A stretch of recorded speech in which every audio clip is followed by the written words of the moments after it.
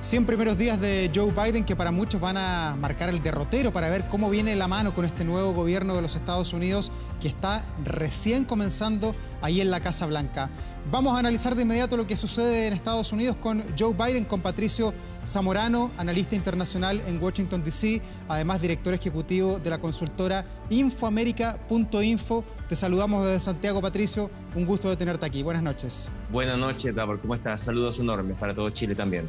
Patricio, bueno, sorprenden, dicen todos los analistas, estos primeros 100 días de Joe Biden, donde se ve finalmente un presidente mucho más activo de lo que muchos pensaban, ¿o no?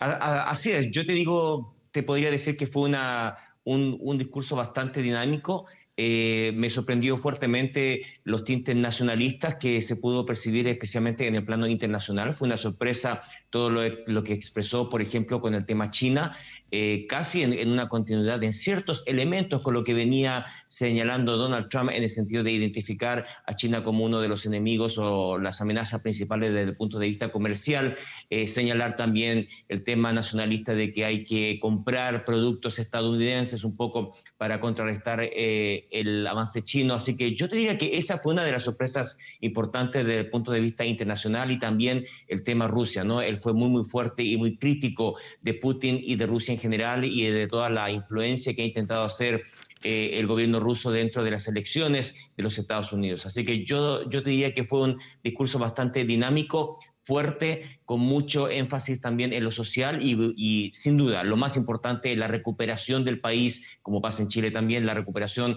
frente a esta pandemia del coronavirus que ha afectado tan fuertemente a los Estados Unidos, que en volumen, como tú sabes, es uno de los más golpeados con cifras de muertos, ¿no?, en todo el planeta. Patricio, y en la vida cotidiana, en el día a día, en Washington, en Nueva York, en las grandes capitales, ¿se ve un cambio en la actitud en la sociedad norteamericana? A pesar de estar en la pandemia, ¿se nota que el país giró para otro lado, distinto al rumbo que llevaba el presidente Donald Trump?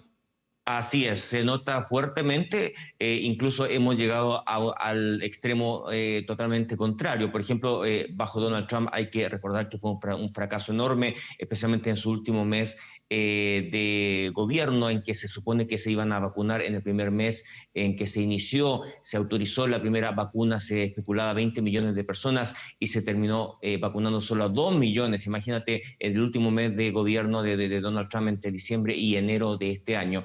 Y Biden se comprometió a 100 millones de vacunas en los primeros 100 días, y la verdad es que fue un exitazo tremendo de la política de Biden, porque puede decir que pudo vacunar a más de 220 millones de personas, o 220 millones de dosis, perdón, con un porcentaje de población que ya ha recibido ambas, como tú señalabas, un 30%, y alrededor de un 45% que ha recibido por lo menos una.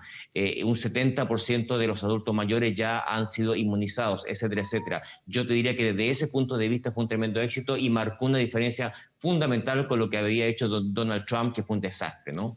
Patricio, cuando recién asumió Joe Biden se decía que tenía que ordenar la casa de alguna manera luego del para muchos desastroso último año, sobre todo del presidente Donald Trump. Sin embargo, en estos primeros 100 días hemos visto varios guiños a nivel internacional: el retiro de las tropas en Afganistán, los problemas que ha tenido con Vladimir Putin, la lucha, una suerte de guerra fría entre Rusia, China y Estados Unidos por tener vacunas. ¿Cuál es el balance que se puede hacer de esta apertura a la política exterior, que quedó además muy demostrada hace pocos días con la cumbre del cambio climático, donde Estados Unidos dijo estamos de vuelta, estamos de regreso, queremos ser los líderes? Así es, yo te diría que la política que viene ahora en este momento es de restauración, es de restaurar muchos de los vínculos fuertes que Estados Unidos siempre tuvo, especialmente, por ejemplo, con socios estratégicos como la OTAN. Entonces, Biden, la verdad es que se ha centrado en esos temas, pero te quiero decir que la verdad es que la agenda ha marcado un 100% del tema interno. El tema interno es lo que le ha dado prioridad Biden en estos primeros 100 días, especialmente el tema de la recuperación de los empleos, el tema de lanzar muchas iniciativas que van a provocar un gran crecimiento explosivo, que es lo que se viene a decir el propio Biden. Lo señaló de la posibilidad de que Estados Unidos crezca este año un 6%, una explosión en el tema ambiental. Él quiere reactivar una industria ambiental y convertir a los Estados Unidos en el líder mundial de tecnologías verdes, el tema automotriz, que es tan fuerte en los Estados Unidos, pasar ya a los autos eléctricos, etcétera, etcétera, crear una infraestructura medioambiental en todo el planeta, recuperar la infraestructura pública de los Estados Unidos e invertir billones de dólares dentro del país, recuperar el tema de la educación. Su discurso tuvo muchos minutos centrado en el tema de la educación pública. Entonces yo te diría que pese al análisis que podemos hacer desde el punto de vista internacional, Biden sin duda que tiene una vocación interna y eso es lo que tiene que hacer para recuperar el país cuanto antes, ¿no? Son los primeros 100 días de Joe Biden, pero también los primeros 100 días de Kamala Harris como vicepresidenta de los Estados Unidos. Ahí en Washington, ¿se puede leer ya cómo se mueve y cómo se va a mover durante estos 4 años esta dupla que está bajo el foco del mundo? Así es, no hay ninguna duda que Kamala Harris ha reactivado el tema político especialmente desde el punto de vista de género, de la inclusión de género, que ha sido un impacto importante. Y hay otra cosa importante que pasó hoy día durante el discurso. La primera vez que esta sesión conjunta del Congreso es presidida por 2 mujeres, por la vicepresidenta Kamala Harris, que tiene un asiento en el Congreso para resolver los empates del Senado. Hay que recordar que los demócratas tienen 50 votos, los republicanos también, y es la vicepresidenta Kamala Harris en este caso la que resuelve los empates, así que se sienta ahí en el Congreso en estas sesiones conjuntas, y Nancy Pelosi, que es la portavoz o la presidenta de la Cámara Baja. Primera vez, y lo dijo Biden, primera vez que 2 mujeres flanquean al presidente de los Estados Unidos desde el Congreso. Así que ya con eso te marca una pauta distinta, y como te digo, Kamala Harris fue senadora, tiene la experiencia interna del Congreso de los Estados Unidos y en ese sentido va a resolver muchos empates que sin duda se van a desarrollar en un ambiente politizado tan fuerte entre los republicanos y los demócratas luego de la era Trump, ¿no? Tú decías al comienzo que hubo muchos guiños nacionalistas, que quizás era más el estilo propio de Donald Trump. ¿También hay de esos guiños nacionalistas en la política exterior, pensando en el enfrentamiento, en esta guerra soterrada que hay con Vladimir Putin, a quien le dijo que era un criminal nada menos?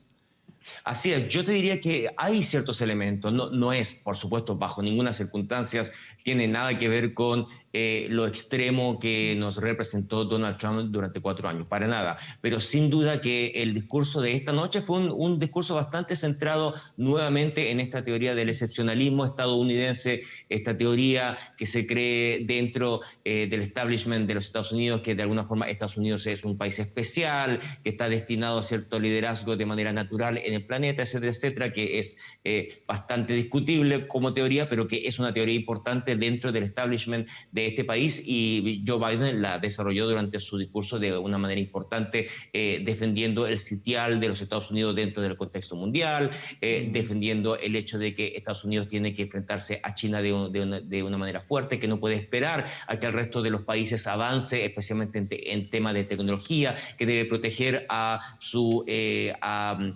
herencia intelectual, todo el tema de las tecnologías y de las patentes, por ejemplo, mencionó esos temas. Así que sí, fue un discurso de defensa del rol que estima que los Estados Unidos ya no ha tenido en el sitial internacional, y que sin duda que se aminoró bajo el gobierno de Donald Trump, no hay ninguna duda, ¿no? ¿Podrá seguir con este tranco tan fuerte, tan veloz que ha tenido durante estos primeros 100 días? Recordemos que Donald Trump le decía caricaturescamente que era Sleepy Joe, que estaba todo el día durmiendo, que no tenía fuerza, que no tenía ánimo ni un timón firme para gobernar los Estados Unidos, pero en estos 100 días ha demostrado todo lo contrario. ¿Alcanza la benzina, la fuerza para llegar 4 años con esta misma velocidad?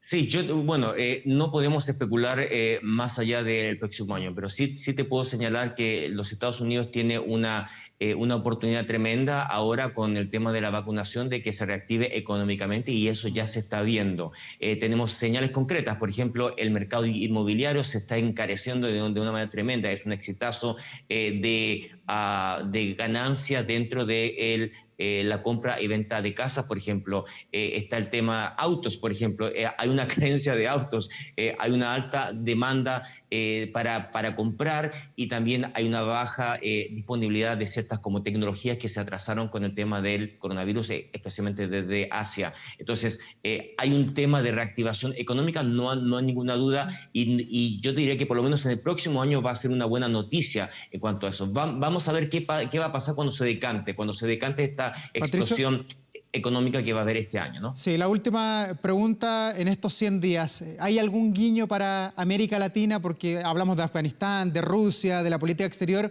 pero ¿qué pasa con América Latina, con el lugar donde está inserto Chile?